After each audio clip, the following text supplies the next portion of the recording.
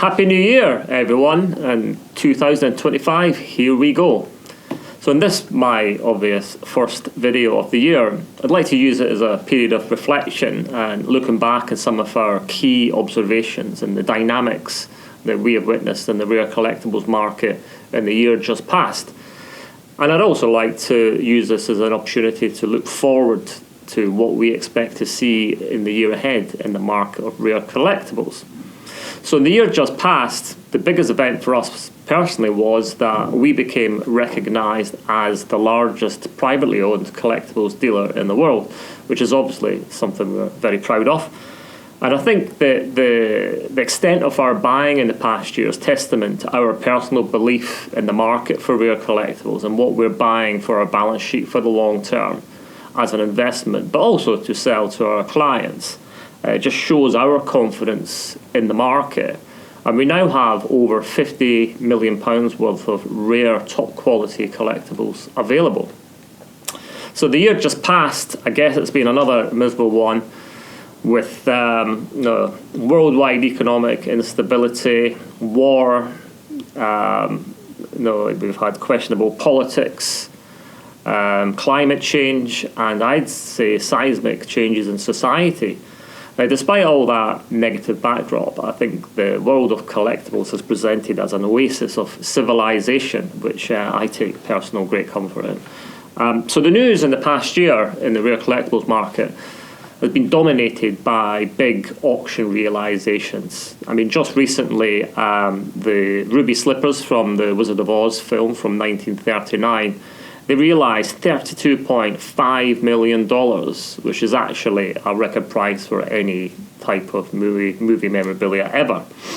We also saw Steve McQueen's watch from one of two that he wore on the film Le Mans, and that sold for $1.4 million. Now, the interesting point with this one is that was actually purchased by a mechanic on the set of the movie for just $40, which shows you the kind of dramatic returns you can make in rare collectibles if you get in very early.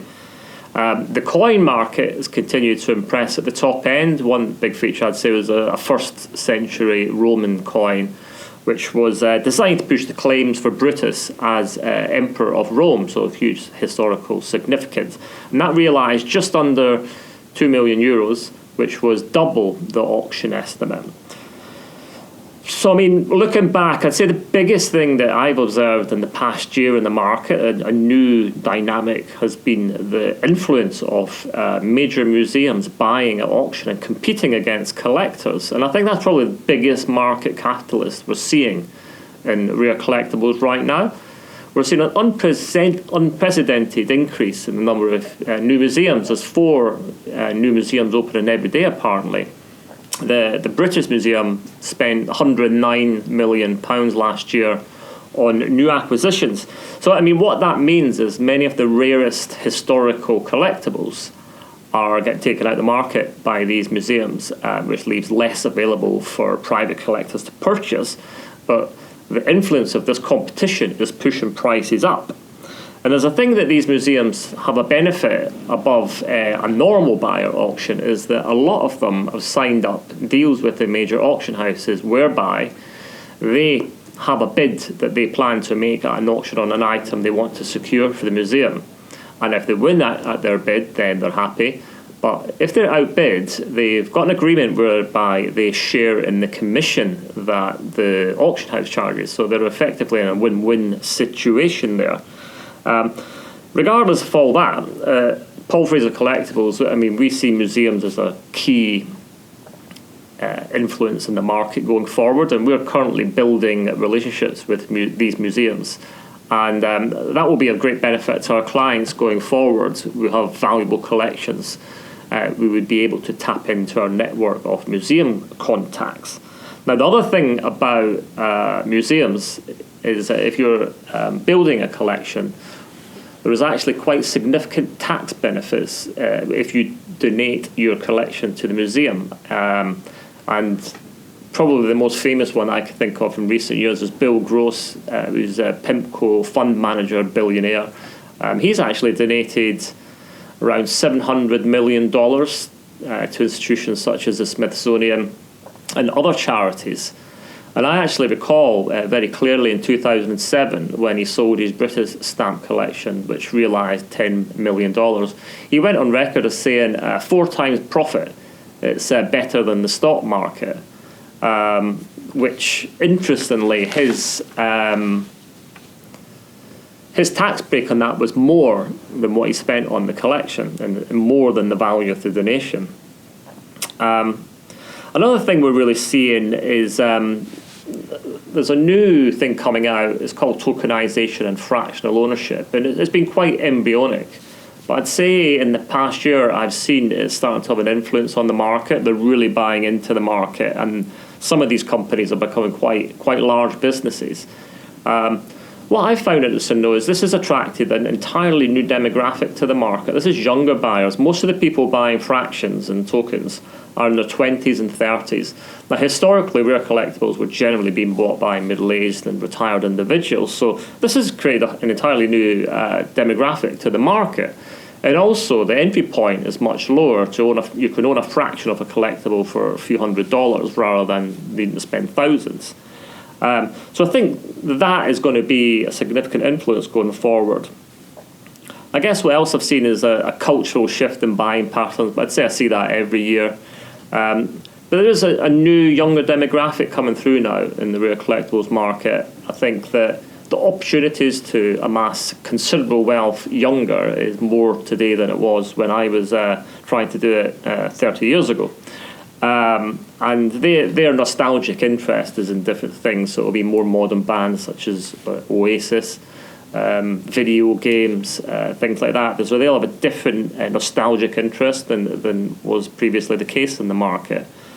The Asian buyers continue to be quite dominating in the market when they want to be, and they now represent a third of sales through Christie's and Sotheby's, which just gives you an idea of just how significant that is.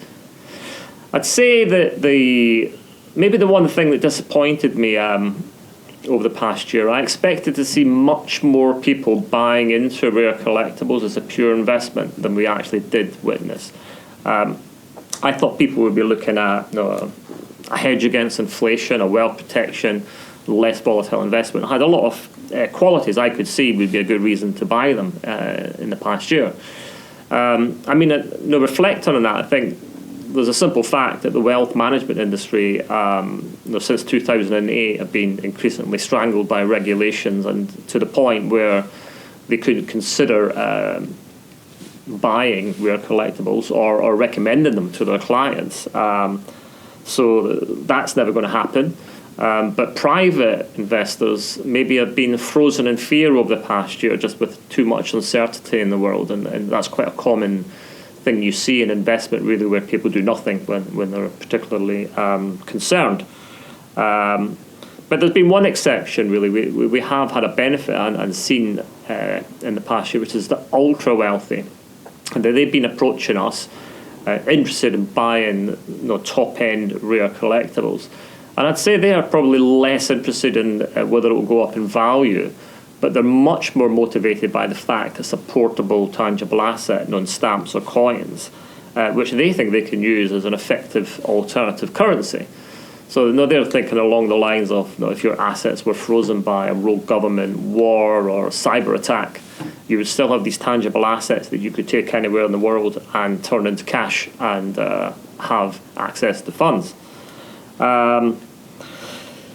Our biggest area is actually in rare postage stamps, and in particular British postage stamps. Interestingly, there was a study published by HSBC which reported that rare British stamps have went up in value on average by 13% per annum since 1991, which I found that quite interesting because certainly over the past 7 years the values of rare British postage stamps have fallen in value.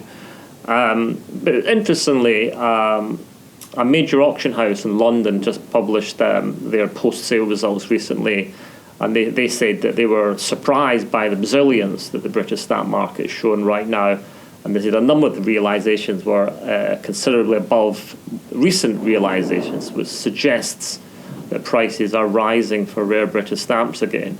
And when you couple that with, I can witness firsthand that the most renowned, long-standing dealers in the market that have been doing this for 50 years, some of them, they're big buyers of British stamps right now.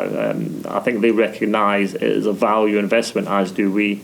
So we have great confidence in the future for the rare British stamp market going forward. So I think, looking forward, the big dynamics which are going to be influencing the market this year, I think we're going to see much more of an influence from the museums and these tokenization fractional ownership businesses, because they're going to be competing against collectors to buy the best things. So the prices are going to go up as a result. But it's also the factor of these items getting taken out of the market permanently diminishes the supply forever, which will have an inherent impact on the market and prices. I do think actually this year we will see more people using rare collectibles as an investment. I think that is likely because generally people do not remain frozen in fear forever. There's a period of time where they reflect and decide they must start to manage their wealth and consider what they can do.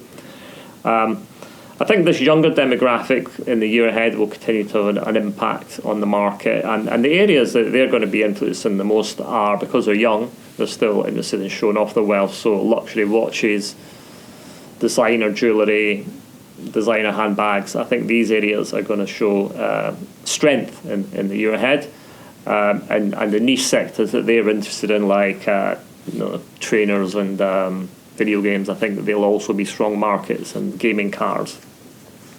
And I'm pretty sure the trend of big items fetching big prices at auction is going to continue, and I think the prices will always surprise us no matter what.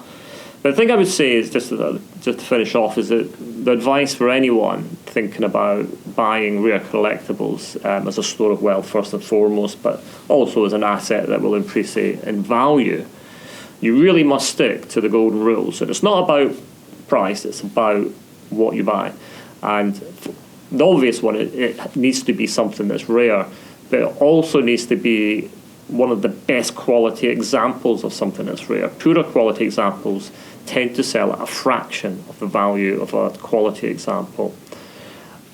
You also have to have cast iron provenance and authenticity, and only focus on areas of the market that are showing considerable liquidity and vibrancy and attendance at auctions. If you stick to those rules, you'll probably do quite well. So I think that's all for now, and over the course of my next few videos coming after this, I'm going to actually give you specific tips of things I recommend you buy as an investment, a store of wealth, and for great pleasure for the year ahead. So watch out for those videos. But until then, I wish you well and look forward to speaking to you again soon.